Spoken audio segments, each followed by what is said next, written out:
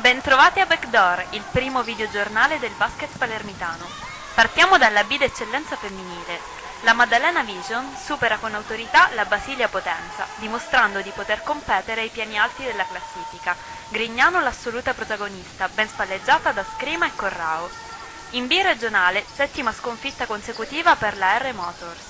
Le giocatrici di Maura Danna si fermano sul più bello di un'entusiasmante rimonta, pagando il nervosismo di Ganci che restituisce ossigeno ad un San Matteo in difficoltà. In C regionale, il big match fra Aquila Palermo e Licata sorride agli ospiti. La sfida è però stata pesantemente condizionata da alcune decisioni arbitrali. Bene Giordano e Tagliareni per gli Hawks nostrani, strepitoso il Panzer André per Licata. Derby divertente ed equilibrato a Cefalù, dove l'asdo di Maurizio Giordano fa sudare le proverbiali sette camicie ai normanni. Il gaucho Gallo dà il solito imprescindibile contributo per permettere ai suoi di portare a casa i 2 punti dopo un overtime, nonostante i 7 punti di svantaggio a 1 minuto e mezzo dalla fine. Migliore in campo il tarantolato Bottiglia, con alle spalle i 3 moschettieri Leggio, Alessandra e Terrestre. Per Cefalù, marcatori Principe, Lombardo e Gallo. Niente da fare per Bagheria a Porto Empedocle. Questa volta fanno la differenza gli alabardieri Portannese e Fatallà sul perimetro.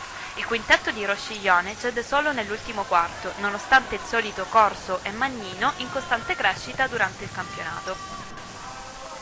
In D regionale il Green Basket espugna Paceco, superando la pallacanestro Erice con una realizzazione di Lanfranchi a 7 secondi dal termine.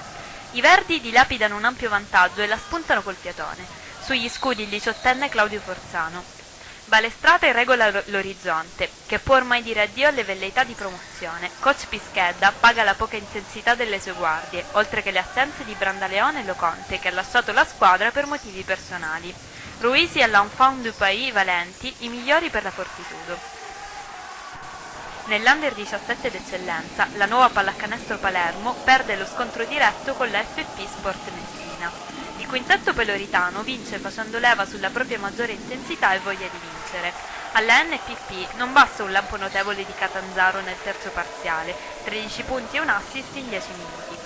La Master supera Agrigento agganciando la Fortitudo al 7° posto. Match solido e volitivo per Paternò e compagni, che lasciano solo le briciole al quintetto di Siracusa.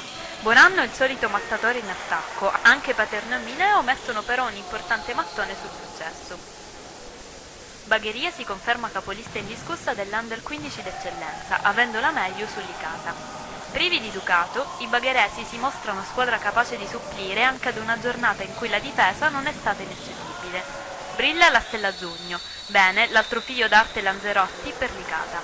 Per questa settimana è tutto, e ora vi mando tutti negli spogliatoi.